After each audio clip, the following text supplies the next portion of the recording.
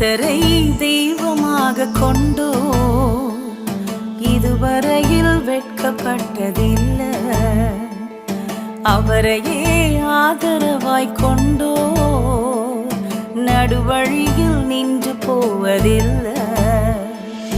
வேண்டும் போதெல்லாம் என் பதிலானாரே, வாழ்க்கை முழுவதும் என் துணையானாரே.